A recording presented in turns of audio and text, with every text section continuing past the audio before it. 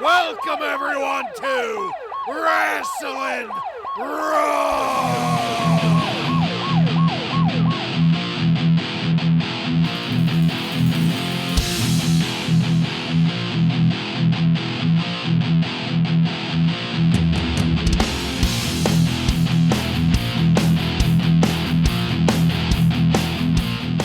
You're listening to Wrasslin Raw, the podcast that takes you back to when the World Wrestling Federation developed a little bit of an attitude.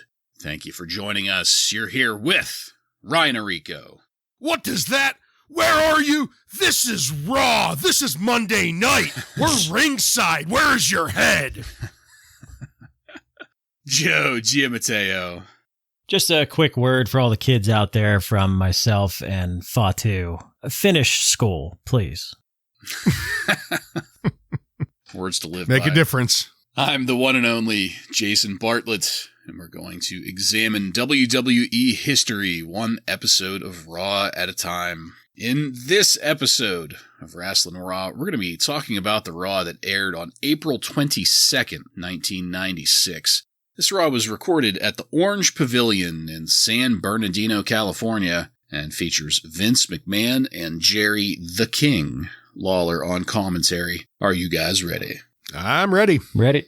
All right, then let's get into it. Thank you, everyone, for joining us. We're going to go straight into our first match of the night. Goldust with Marlena defeats Savio Vega by pinfall in 11 minutes and 7 seconds to win the WWF Intercontinental Championship. It's always a spectacle with Goldust, and it never fails to entertain me, especially with Marlena there. She was playing along perfectly during this entrance sequence. Both her and Goldust have just so fully embraced this. It can only be successful, considering how much they're just buying into this gimmick and presenting it for us. Before Savio Vega comes down to the ring, we get a video recap of the bullshit from last week, where Gorilla Monsoon made the ridiculous decision to vacate the title before this rematch, rather than leave it on Goldust. And then a split screen with commentary and Savio, the man himself, and when prompted, Savio goes off in Spanish. I really wish I spoke Spanish to understand this, because it sounded good as far as intensity and emotion goes, but he could have been reciting nursery rhymes for all I know. I really don't know. Then Savio's music hits, and he's on his way to the ring, and he's on a mission, marching down and ready to kick some ass. Right from the bell, the action is frantic, punches are traded, and it looked like a real fight, swinging with nothing but the hope that you connect with at least one or two of those fists. This was like a schoolyard fight, just trying to go for anything you can get at first. It ends with Savio whipping Goldust to the ropes, and on the return, hitting Goldust with a great-looking clothesline that Goldust sells fantastically. The power slam to follow up looked great too. When Goldust goes up the entryway to gather himself, as he usually does, Savio follows him out, gives him the business, drags him back to the ring. And here, when the work begins again, Goldust delivers one of my favorite maneuvers. When Savio whips Goldust to the ropes, Goldust reverses into almost like a baseball slide between Savio's legs. As Savio starts to bend down to grab Goldust, Goldust is in the perfect position to just reach up and deck Savio. This looked great. Savio worked it well, and like I said, this is one of my favorite things that Goldust does, and he keeps it up throughout the rest of his career. This is kind of one of the first times we've seen him do it here this early, but he really adds it to his repertoire in the future. After throwing Savio to the corner in a hard-hitting whip, Goldust follows up with a splash and then slapping Savio, yelling, "Come on!" with every slap. And the delivery here is fantastic because you can see him dropping the creepy Goldust facade and almost adopting this savage nature to go with these slaps before then switching back to being Goldust and kissing Savio on the lips. This is the kind of psychology I love to see, and it had me popping my ass off. And Goldust isn't pulling any punches whenever he does his backwards kick to the crotch right there in front of the ref. Ref doesn't call him on it, though. After some nice camera angles of Marlena, who was looking very good throughout this entire match, Hey, Bartlett, did you know that 36% of bosses peek at their employees' emails? Peek? Peek? I wonder what that could have been referring to.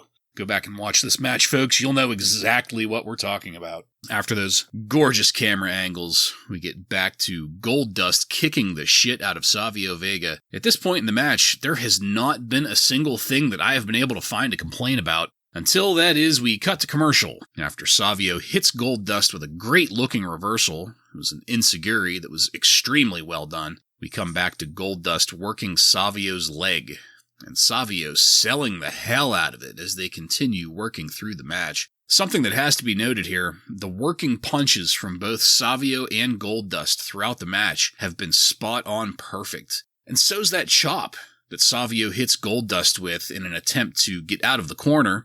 I was then very entertained when, during the spot where Goldust was sitting on Savio's back with Savio in a chinlock, there were these two little girls in the front row facing the hard camera, and they were just heckling the shit out of Goldust in the ring, yelling and pointing at him and cheering for Savio. It was great. Right after this, we get split screen with the Ultimate Warrior. Man, cutting a promo on one half of the screen while Savio Vega is fighting for his life on the other. Talk about a juxtaposition in styles. It was gibberish, barely made sense, but the point of it all was that the Warrior isn't there for the belt, he's there to beat Goldust. That's in reference to their upcoming match at In Your House. I usually prefer to focus on the Wrasslin, but man, I'm glad they kept giving us these shots of Marlena because, god damn, she was just really looking amazing here. That one on the director's chair. Yes. Oh, yes. Like full body. Yeah. Perfect angle. It's almost as though they had a real-life director there directing it. But wait, Stone Cold Steve Austin comes out to watch the match, standing in the entryway with Ted DiBiase, just kind of hanging out there, watching, observing at first. In the ring, this is a testament to how great Savio Vega is. He remembers that leg being worked on as he starts his rally. He limps while he's running, and he overall fully commits to the story in the ring. God damn, I loved it. And just as entertaining was Goldust's reversing Savio's attempt at a splash, bringing his knees up. We break for commercial and come back to Savio getting Goldust with a surprise roll-up. Goldust breaks after a fast 2 count and then immediately starts punching Savio in the face, frustrated with almost losing. Savio hits another great kick. This time it was a standing side kick. Almost gets the pin again. And then another surprise roll-up. Savio almost getting the pin once again. I knew the outcome of this match going into it, but I was still on the edge of my seat through these quick pins. These performers had me sucked in. But then it's time for Marlena to interfere, distracting the referee. As Savio rolls Goldust up again, there's plenty of time there for a 3 count, but the ref isn't seeing it. When Goldust throws Savio off, Savio gets pushed towards the ropes where Stone Cold Steve Austin is waiting to nail Savio with the $1 Million Championship belt, and that hit looked stiff as Savio gets laid out in the ring. I don't know for a fact that it was stiff, but man, they worked it well. Marlena gets out of the ring at that same time. The ref turns around to see Goldust throwing himself across Savio, getting the pin and the 3 count to regain the Intercontinental title. Goldust sells his exhaustion as Marlena helps him out the entryway, and Goldust tops this all off by getting down on his knees and kissing the Golden Walk of Fame star projected there on the ramp before leaving. So guys, I had a ton of notes on this because there was so much here that I felt was noteworthy. And while I don't know if I would consider this a match of the year candidate or not, I did love it enough to say that for me personally, this was absolutely a 5-star match. Joe, what did you think of it? Well, going all the way back to the beginning there, I think that when they did that split screen with Savio Vega doing he's basically berating the king in Spanish. I loved when as soon as he was done, Vince just yells, "And here he comes!"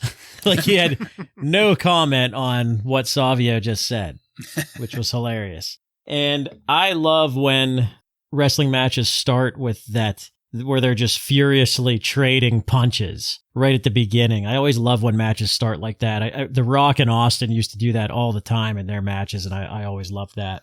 This was, to me, a little bit of a wasted opportunity, I think, because this match and last week's match was pretty good. I think they could have had a pretty good program with these two that could have paid off at a pay-per-view. But there's that side story of Savio and Stone Cold and Goldust and the Ultimate Warrior. So they had to kind of shoehorn both of those things in here. And for me, that it didn't ruin it, but it was a bit of a distraction, I think. The Warrior split screen, man, did that just reek of 1989. Like that was bad. Just everything he said and just the way he looked and just the way they did the split screen, it just looked outdated.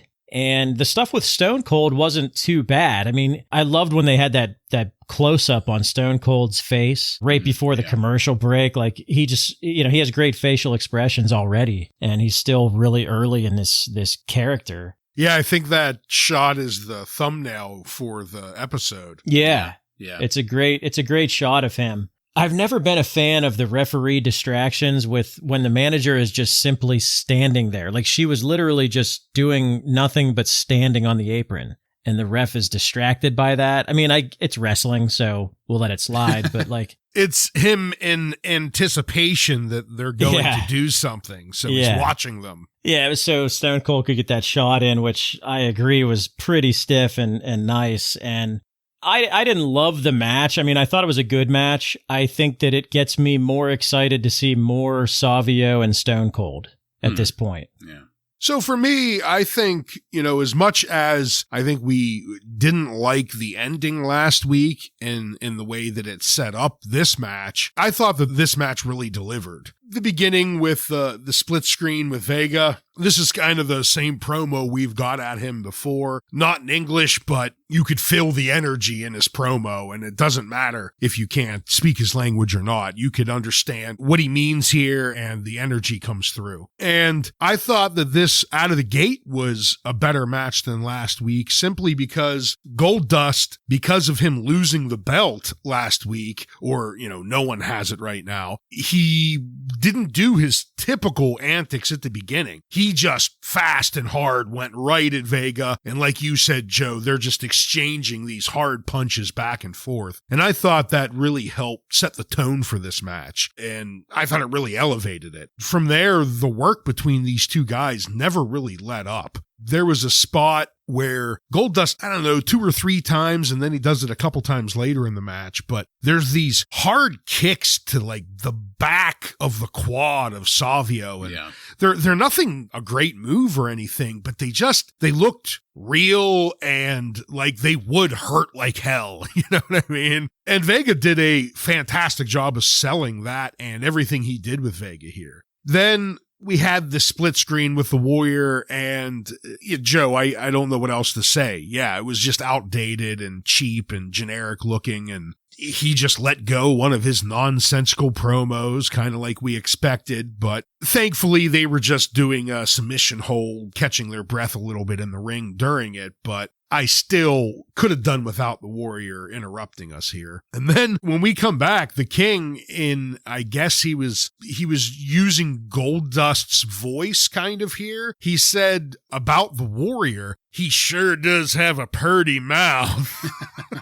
I thought that was a bit off. I mean, I don't know. I just didn't expect that out of the King, I guess. But outside of the mid-match distractions here, though, once Savio and Goldust started going back at each other here, I thought it was really good work again. And Stone Cold comes down, and eventually he is going to cost the match for Savio here to Goldust, but I thought it was set up in a good way. This is, we already are excited for this feud between Stone Cold and Savio. So the way that it just continued that going, getting us ready for the pay-per-view match between them again is, I thought it worked here. Sometimes when you have someone ruin a match at the end, it could affect it in a bad way. But I thought here it actually elevated it, and all around was a better match than last week, as well as the ending. I enjoyed it.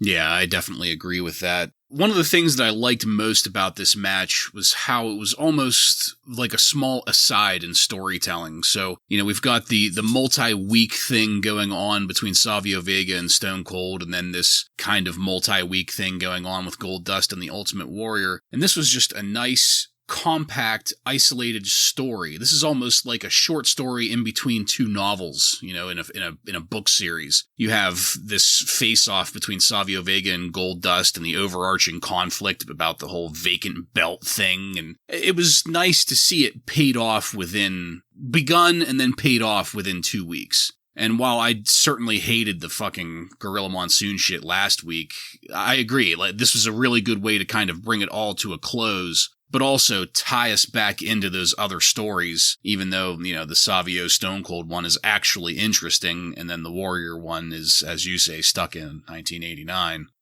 I don't know, it felt neat, and it felt like it ended with kind of a little bow tied on it for us. Like I said, I think this was a 5-star match. I loved it. I thought it was excellent from beginning to end. I don't know if I would go 5, but I think it was a 4-star match at least. It was a really entertaining match, I thought. That just goes to show how much I'm gushing. We usually keep our star ratings to the pay-per-views, and maybe I should, keep it that way. But man, just coming day and night. All right, let's move it along, because next up we're going to have a black and white vignette that's getting us ready for the Diesel versus Shawn Michaels match at the upcoming In Your House pay-per-view. This is kind of that same format that we had back with, what was that, WrestleMania, was it 11? 11. With Lawrence Taylor LT, and Bam Bam, yeah. They will show a word on the screen and then compare that to the wrestler they're talking about. So first up, anger, and that's Diesel, one man that feels abused by the system and has been taking it out on everyone, which, in all things considered, is pretty astute. I mean, I'm pretty sure that while I haven't liked all of Diesel's acting, the bigger issues have been with his booking. So that's pretty spot on. And then here's where it gets funny, because we switch to the Shawn Michaels side of things. Betrayal. One man victimized by heinous acts has suffered a more profound pain, the loss of a friend. Yes, that's right, folks. Shawn Michaels is the victim yet again, and his pain is much, much worse than anybody else's. But in the upcoming no-holds-barred match, good friends will become better enemies. So we know what the real story here is. Diesel will be leaving the WWF, but the majority of fans in 96 don't know that. And so keeping that in mind, Joe, do you think the way that we're leading up to this no-holds-barred match has been effective in getting people to maybe buy the pay-per-view? I think it has been. I like what they did a couple weeks ago with Diesel beating up Shawn Michaels in the ring and Mr. Perfect being involved. And, it makes it look like it's a legit match for Diesel to go after the title and a good title defense. I guess first real title defense for Shawn Michaels. I don't count the Jerry Lawler match as a title defense. So, looking forward to it. Yeah, kind of the same here. I think they've done a pretty good job of building up this match between these two. The best you can with Diesel. We haven't been too excited for many of his matches, but I think up against his good buddy Shawn Michaels here, I think it's probably going to be a decent showing. Yeah, I tend to agree with that. For once, I'm kind of a little bit looking forward to a Diesel match, because at least with this match, we know that it's going to be kind of like his last big hurrah. He's doing it with a friend. They're going to have fun. So, I mean, friendship. That's all the right ingredients for a good match, as far as I'm concerned. So, yeah, knowing it's your last big payday, what better person to be in there with than Shawn Michaels in 96 right now? I mean, he's probably the best wrestler there on the roster, so should be pretty good. All right. So, speaking of things that should be pretty good, it's maybe not going to be. We're going to go now into our next match. Vader with Jim Cornette defeats Fatu by pinfall in 2 minutes and 3 seconds. We start this match by talking about the full fucking history of Vader. I have no idea why we need to do that, but hey man, whatever. And then Fatu comes out and we cut to commercial. This match starts while we are away. So who knows what we might have missed. And honestly, that, ring time of 2 minutes and 3 seconds is best guess estimate on my part. I didn't have the opening bell to go by, so. Yeah, and the cock doesn't give us times anymore. So. No. One of the many issues I have with the cock. I don't like the cock. Oh, speaking of the cock, we got a message from our buddy Tom in the UK a couple weeks ago, and he informed us that the WWE Network in the UK did not bleep out the Ultimate Warrior saying the word shit. Huh. Tom, please keep us updated on little things like that you notice, because the cock has become an issue as far as I'm concerned. Well, it has. It is a downgrade from the network in every fashion. And they've had enough time now to upgrade it, but they have not.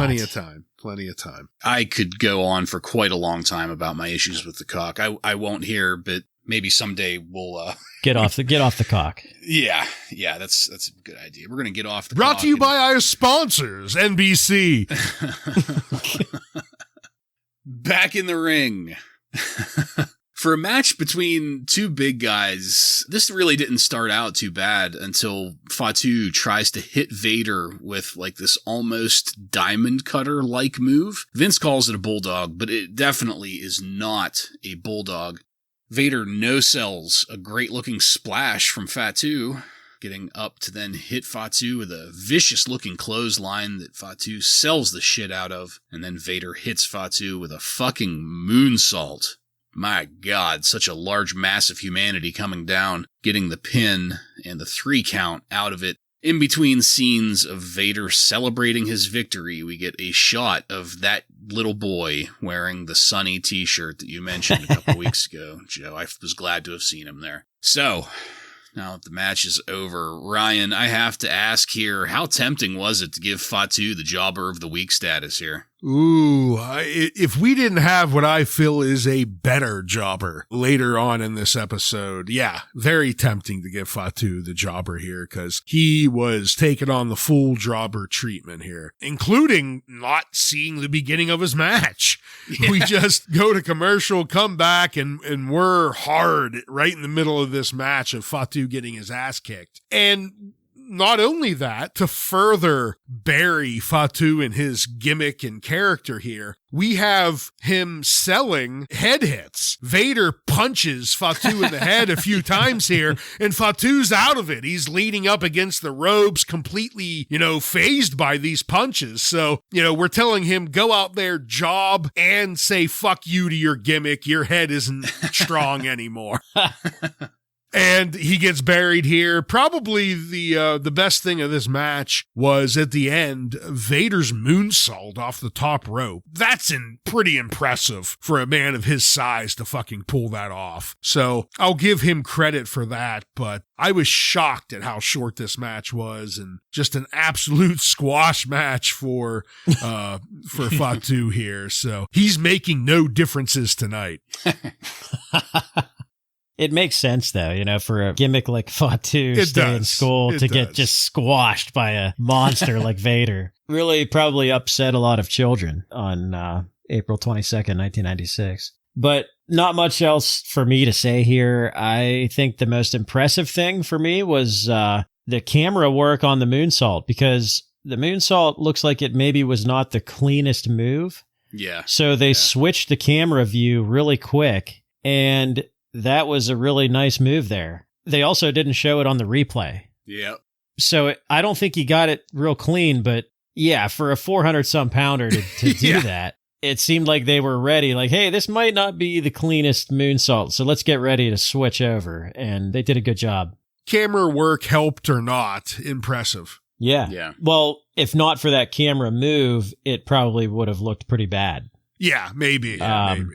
The world will never know. And it's amazing that Fatu must be one of the good guys in wrestling, because my God, to be able to crawl out of this shit and later on have some success is just pretty impressive. Being buddies with the Undertaker probably helped. That certainly helps, and good for him, because my God, this is just pure squash. Yeah, complete burial here. Yes. Yeah, I don't have anything else to add other than I think there was one kid in that audience that was having a pretty good time with his Sunny shirt. I want that shirt, by the way, and I looked it up, and it's like no less than $150. So I some of these old shirts pass. are pretty expensive. Yeah, that sucks. But it's great. It's the one with her, like with the pull cue, like standing. Yeah, I love it. The perfect thing for a 12-year-old boy to wear. Yeah. All right. Let's move it past that very unfortunate treatment of Fatu to scenes from the World Wrestling Federation Germany tour. Couldn't have come up with a better name there. We get scenes of Bret Hart there, signing autographs. The crowds love him. And of course, Shawn Michaels is there. Vince comes all over himself while we get a shot from Das Klick Cam. But it's not just them. The Godwinns are there having a great time, showing kids how to dance to a hoedown in the ring. And Owen Hart's there, taking on Jake the Snake Roberts. And of course, the clip they show here is Jake clotheslining Owen, and then Jake looking extremely blown up. Phew. Signaling for the DDT. That means that was probably the best footage they had of Jake the Snake there. I didn't even think of it that way. My goodness. Oh, that just like took it That down was really a whole nother bad. level. Yeah. Well, it gets worse because the Bulldog interferes here. And at this point, I just need to forewarn everybody. We almost had an entire match here in this segment. The amount of coverage they gave this. From a home can. Yes. Yeah. You'd think that they would have a little bit of a better camera setup over there, but I don't know. The Bulldog interferes here, pulls Jake off of Owen after Jake has Owen pinned. Bulldog hits Jake a few times with some boots to the head, and that's when it kept going. We have just a perfect storm of shittiness here. Terrible camera work. Jake is just blown up and looking like absolute garbage. Vince was giving a frantic running commentary on everything we are seeing. This was almost torture for me. And then the snake gets pulled out. And I mean, I don't know if you guys want to talk about this at some point or not, but I really, really dislike how they handle the snake, not just here, but in general, but especially here. Yeah. Jake flipping it around, wrapping it around the Bulldog's neck, the Bulldog rolling around in the ring with the snake on him. To me, this borders on animal cruelty. And I have to say, again, I really, really, really disliked it. But then we cut away without warning.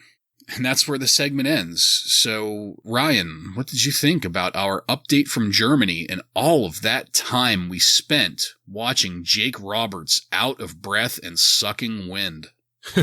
To start things off, I'm thinking when I see the Hitman there with the German crowd, I'm thinking they're showing us this footage. And here in the U.S., as far as we're concerned, the Hitman has taken a hiatus. He's been humiliated after his loss, and, he doesn't want to be on TV anymore. But I guess international obligations supersede his frustrations over his loss, and he's over there strutting around, signing autographs. Strutting around.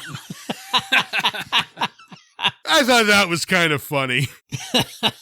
But then they cut to this long, lengthy, pretty much full-length match footage of a terrible, blown-up Jake the Snake lumbering around the ring, just looking terrible. And at the end of this, when they clearly show that he's starting, I guess, a feud with the Bulldog, poor Bulldog, is this because of Ahmed Johnson breaking his thumb? Are they trying to shoehorn? Is that like why this was so long, maybe? To try and so we understand why the Bulldog's going to be taking on Jake the Snake instead of Ahmed Johnson? Yeah, I have no idea. I don't want to spoiler things for you, but there is a tag team match coming up in the future that involves the names that we're talking about. Gotcha. Okay. So that's just the one thing I was wondering if maybe that's why they were showing this, taking up so much time with this shitty home video footage of this Jake the Snake shitty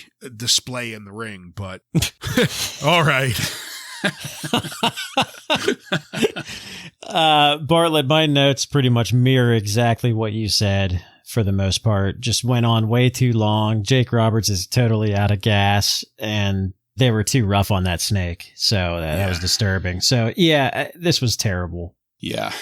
Yeah. And it's really, it's sad that this is what we have for filler material. Because, even the DDT was bad. Like, Jake Roberts can do DDTs in his sleep. Even that was bad and sloppy. Yep. Well, you know what they say. German craftsmanship is known for its efficiency of function. So I can imagine the German crack he got a hold of was pretty goddamn good. Must be the air out there in Germany. Might be like Denver. He was just the elevation, maybe. The only thing that could have salvaged this segment for me is if Bret Hart was maybe handing out autographed pictures of him off the Lonesome Dove set in the cowboy getup.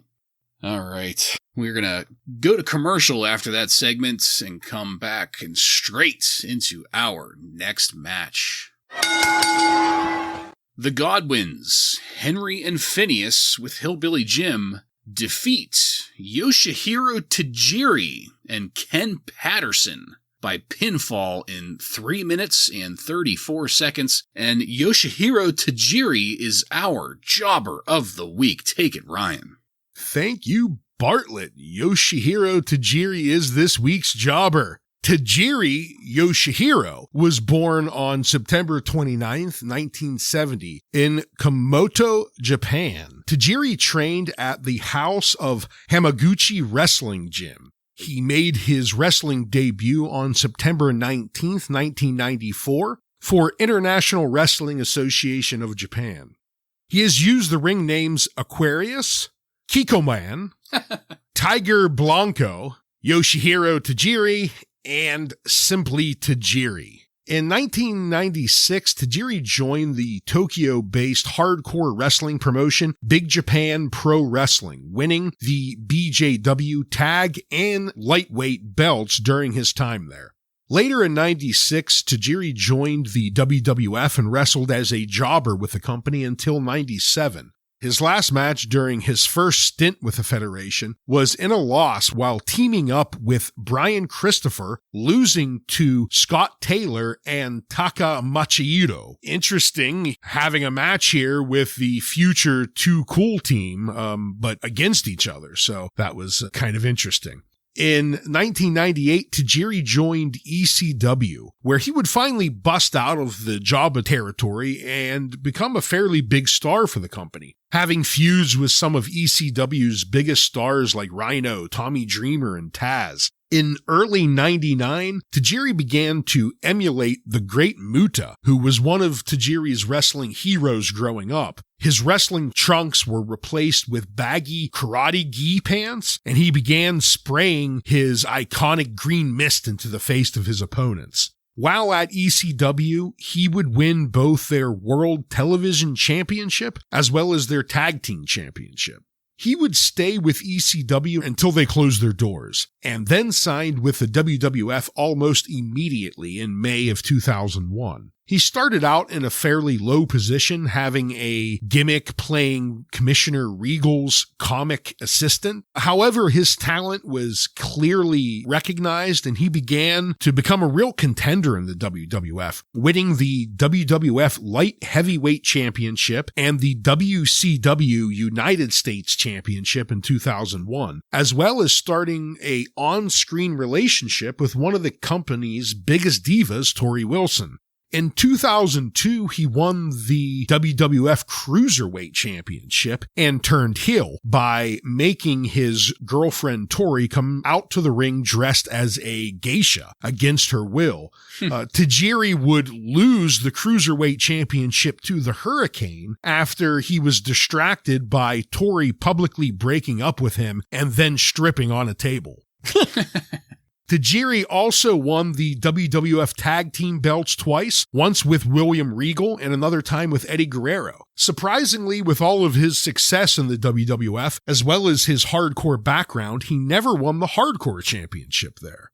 However, in 2005, he wasn't quite as popular anymore, and he was starting to be teamed up with people like Eugene. and was mostly used in Hey Guys, remember ECW type matches. And he decided to leave the WWE now, changing their name from the WWF, in 2005 to spend more time with his family in Japan. While back in Japan, Tajiri would bounce between All Japan Pro Wrestling and New Japan Pro Wrestling from 2006 to 2011, winning tag and singles championships at both. Then he would bounce around the independent circuit in Japan for a few years before signing with TNA in 2014 and back with the WWE in 2015. Sadly, in 2016, Tajiri suffered a knee injury that required surgery, and even though was cleared to wrestle by the doctors, the WWE decided to not use him anymore, stating his age, and allowed his contract to expire.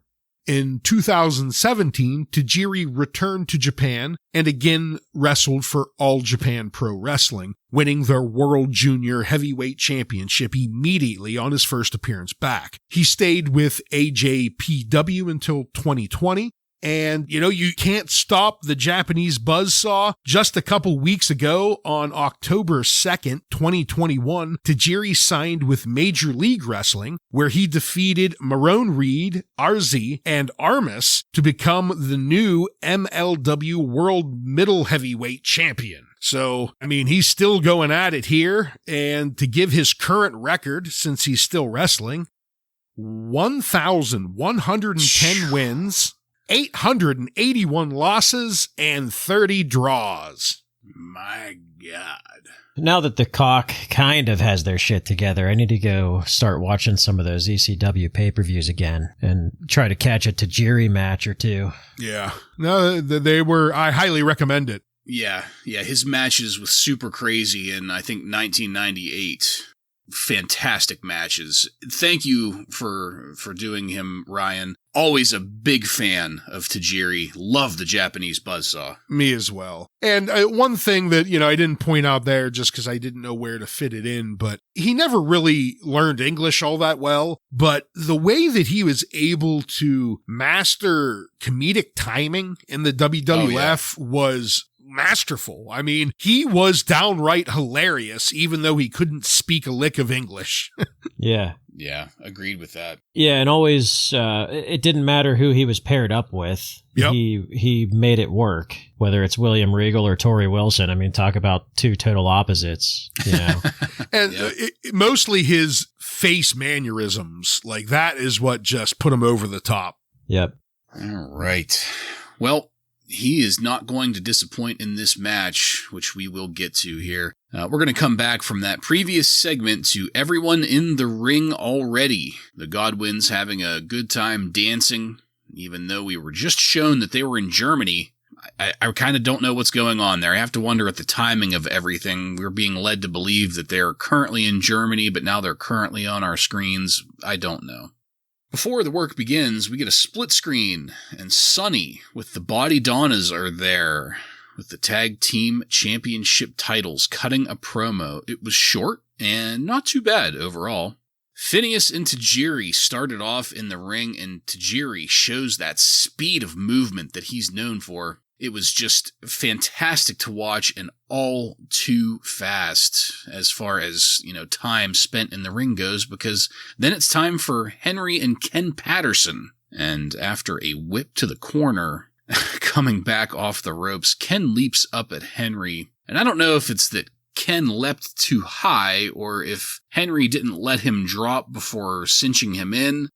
I'm willing to bet it was probably more Ken's fault, but Henry Godwinn goes for a bear hug that ends up just squeezing Ken's pelvis instead of Ken's upper torso before doing the adjustment. The dreaded pelvic crush.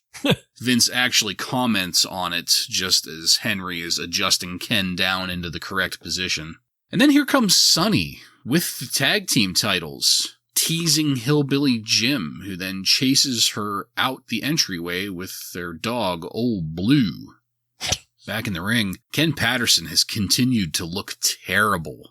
Henry hits Ken with the slop drop, roots him around a little bit, and then gets the pin and the 3 count. But that's not the end, as the Body Donnas hit the ring, attacking the Godwinns while Tajiri just makes a calm and orderly exit. Skip and Zip have great timing as they work on Phineas, and then they slop him. We get a nice close-up of Phineas, who looks like he's about to puke, before moving along.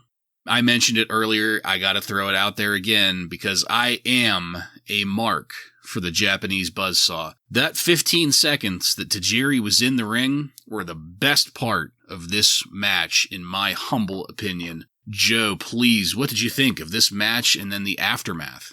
Well, it seems to be a recurring theme on this show that we just continue to be disappointed in the tag team division.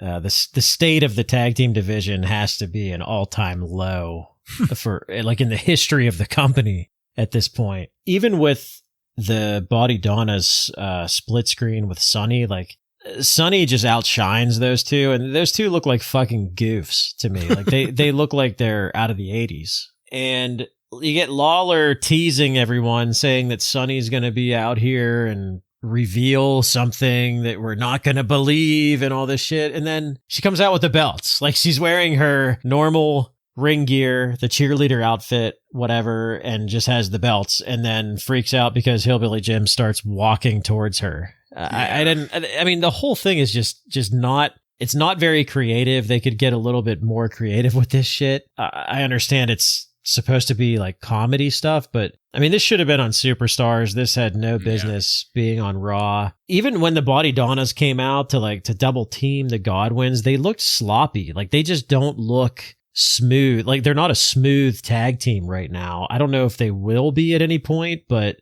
they just look sloppy to me. Yeah, this was nothing great. I mean, we knew it was going to be a jobber tag team, and Bartlett, I kind of agree. I think the best 15 seconds are at the beginning with Tajiri, and again, maybe it's just because how much I've always enjoyed Tajiri, but right out of the gate, you could see how clearly it's Tajiri. He's giving those, head motion kind of things, and he does his backflip once the guy locks up with him, and it was just good to see Tajiri in there, and sadly it was just much too short because old Ken here wasn't quite the enhancement talent that Tajiri is.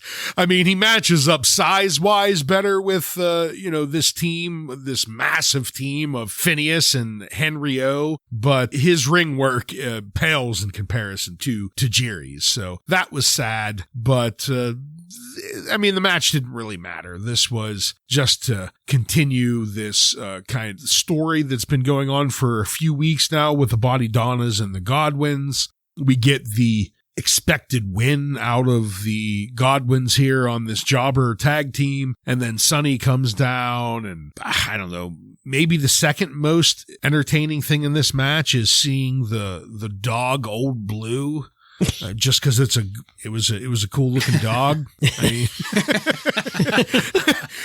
I mean that's how far this match has went down, because the second greatest thing is just seeing a cool dog at ringside.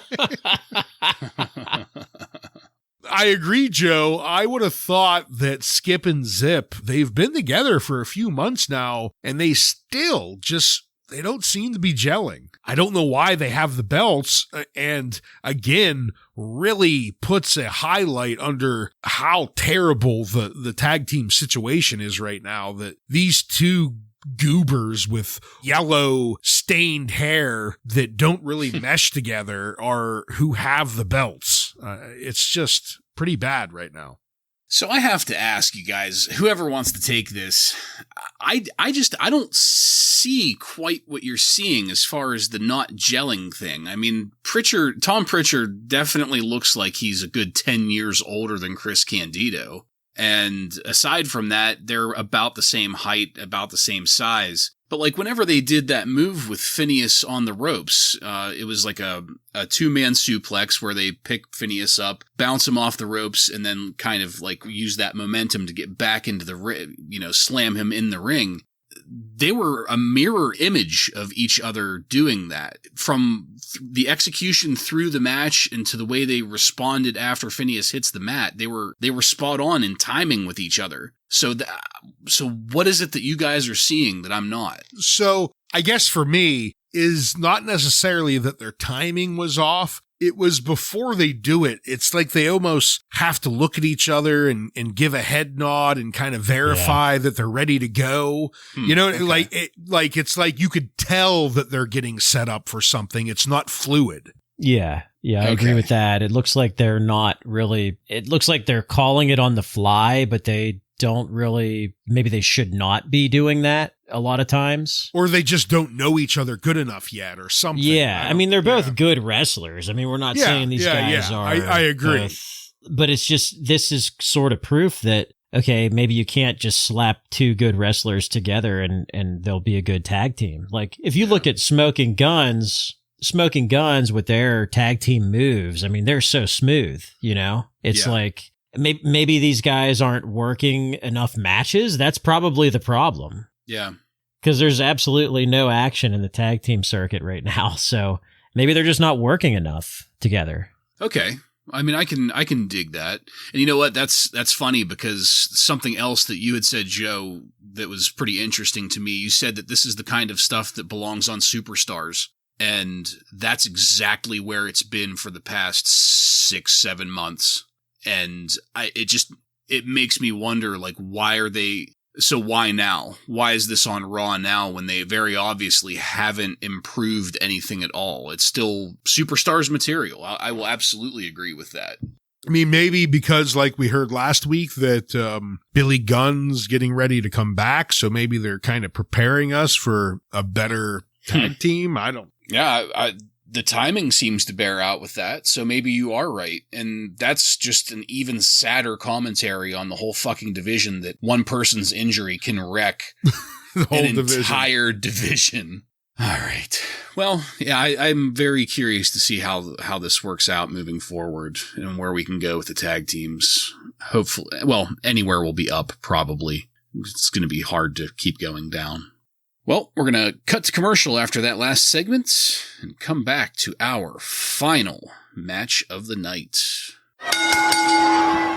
Mankind defeats Aldo Montoya by submission in 3 minutes and 30 seconds. Aldo's still getting pyro, so there's that. That's all we can say for Aldo, really. Because then Mankind comes out, and we get a video recap of what happened to The Undertaker at the hands of Mankind. He jammed those fingers all the way down the epiglottis. The epiglottis. Epiglottis? The epiglottis? And then the match begins. Aldo making a decent attempt at an opening salvo, but that doesn't last long. Mankind quickly takes control and begins beating the shit out of Aldo Montoya. And yeah, it is distinctly possible that Mankind broke Aldo's nose for real. As we cut to commercial. There was no blood there, but it really, really did look like he broke his fucking nose. The jockstrap was keeping it contained. Yeah. Well, they'll save on pyro now. We come back from commercial, and Mankind just keeps ripping his own hair out, which after a certain point, I start to feel it. Like, god damn, that really must have hurt.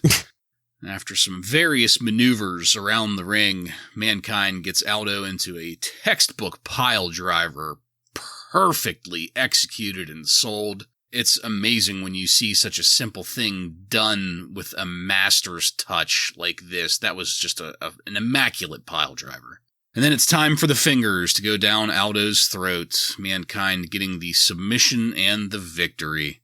So, this was Aldo getting the jobber treatment, but that's not really new for Aldo. And Mankind continuing to give us a good match. Ryan, what did you think of this? Yeah, I thought they kind of continued with this strong build of Mankind here. He doesn't have a very popular opponent here in Aldo Montoya, so he's not going to get a whole bunch of crowd interaction here, but they started off showing that great dismantling of The Undertaker from a few weeks ago to set things up. And at the beginning, it almost seemed like Mankind allowed Aldo to land the first few hits. You could kind of just tell by the way he was holding himself. He was just kind of humoring Montoya here. And then Mankind just comes out of the corner and starts annihilating Montoya. he just takes over the match and continues to pull his hair out.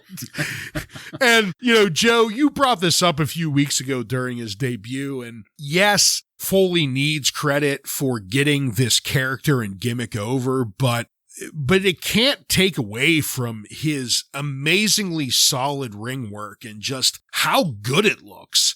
For a guy who isn't that athlete, ripped looking guy, but the way he makes things look in the ring is very believable, and it's not a shock why he goes on to be the superstar that he is. And then lands that perfect looking pile driver and then starts squealing like a pig. Lands in the mandible claw for the win. And, this was nothing fantastic, but another just strong match out of Mankind and just kind of furthering his build. I thought they did a fairly solid job with it. Yeah, I didn't know what we were getting with this match. I don't think they told us this was coming up or anything. If they did, I missed it. But I saw Aldo Montoya being introduced with the pyro, and I felt a little sick to my stomach. I felt something bubbling up through and running up through my epiglottis. I had to take a minute, I had to get a drink of water, but then Mankind came out, and I'm like, okay, all right, this is good now. I don't have to, but seriously, if we're going to use this guy as a jobber, why are we giving him pyro and even bothering with any of that? Like, I don't get it. Not everybody got pyro in 1996. Like, Mankind wasn't getting pyro. Yeah. I mean, who does other than, Bret Hart, Shawn Michaels, I guess maybe Diesel was when he was champ, Razor Ramon, Adam Bomb.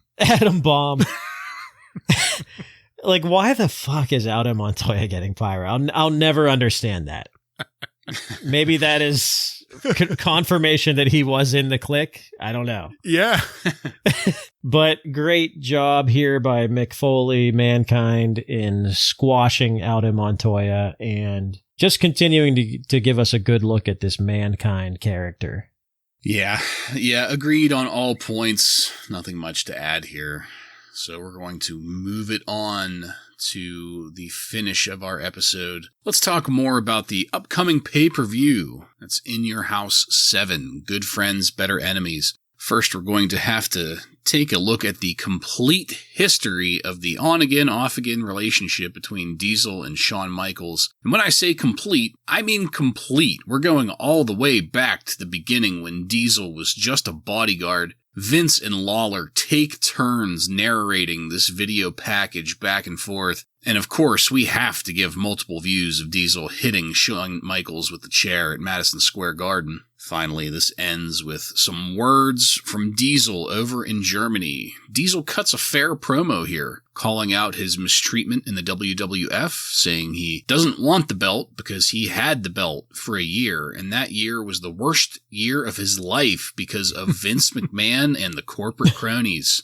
He finishes it up by threatening Vince McMahon. We get a shot of the G.E. Smith house band as we fade to black to end our episode.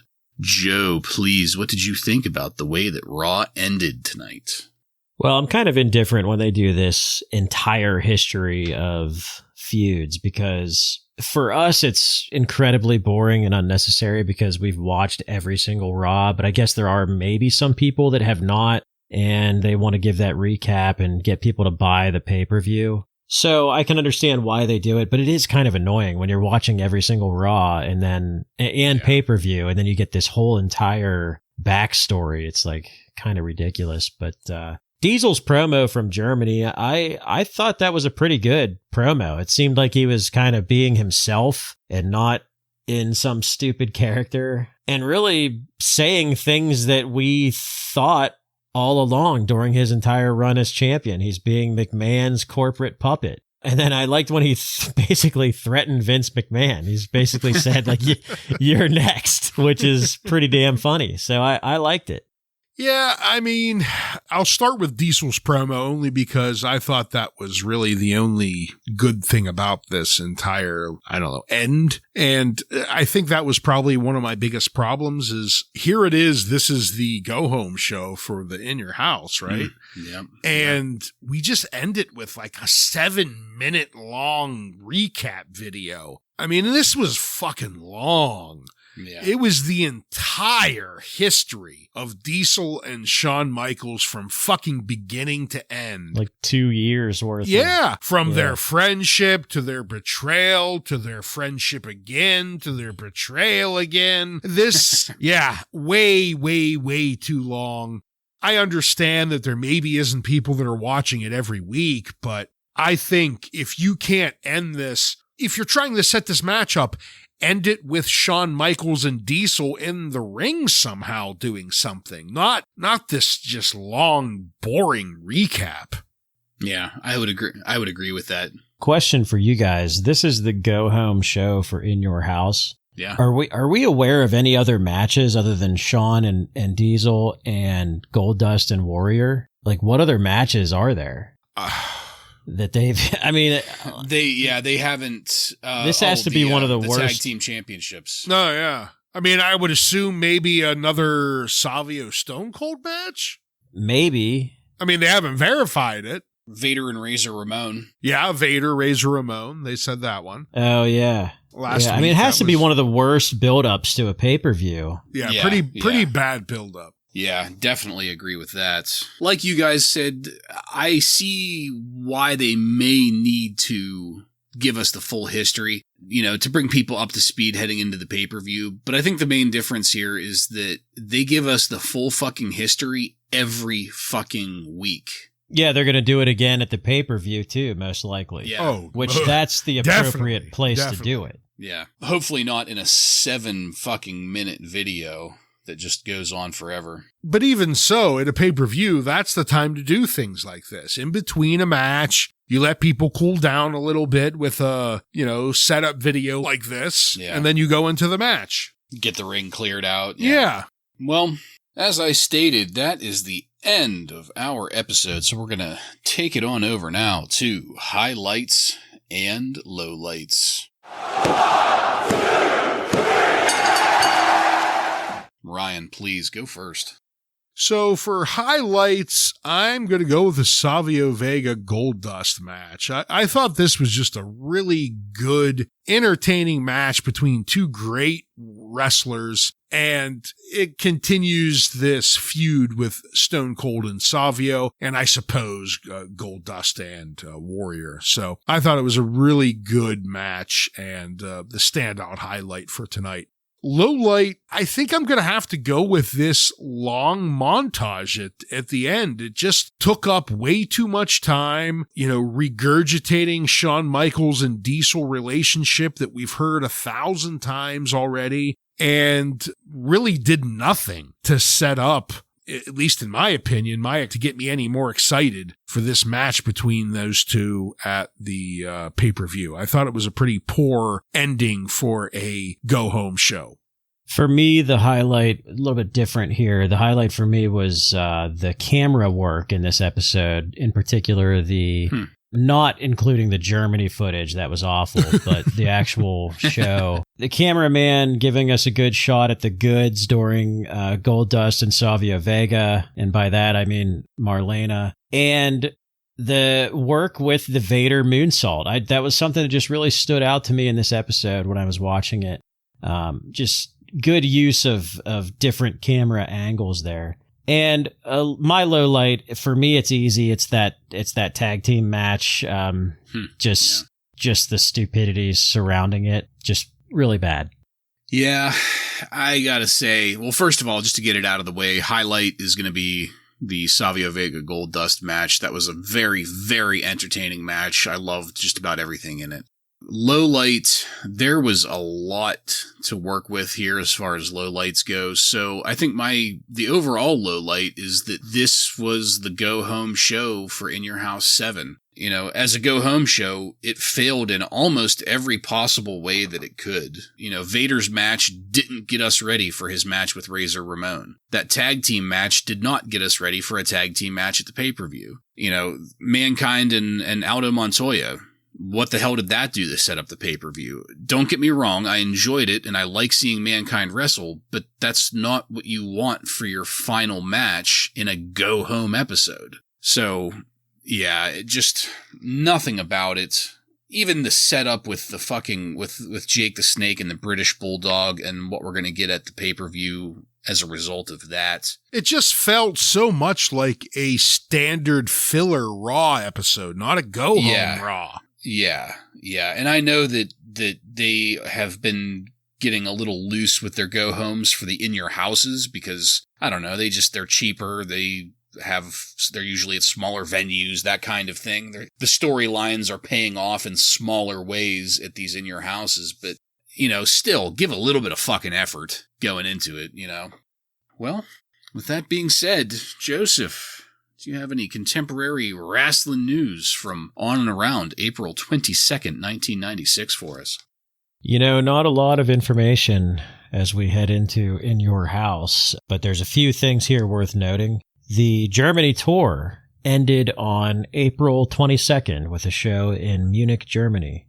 Ryan, we have some friends in Germany, right? We have some listeners out there. Yes, yep. So if anybody happened to be there and saw Bret Hart strutting around, please let us know.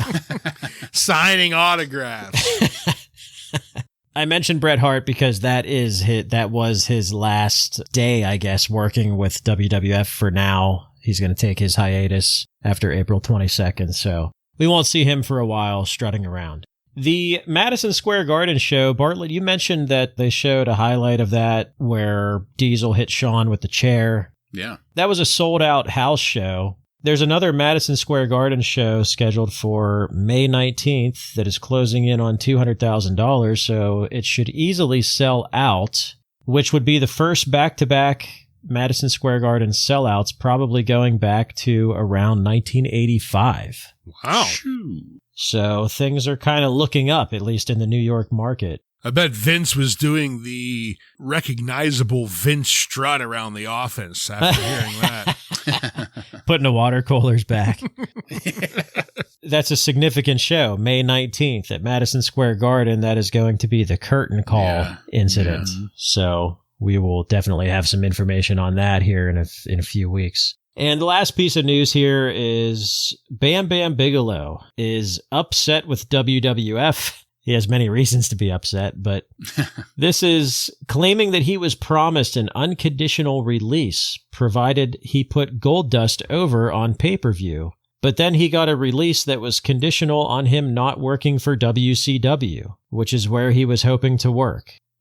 His contract says that he is free to go to WCW in October. So they told him he was getting an unconditional release, and then they gave him a conditional release, and he's not happy. And that is all.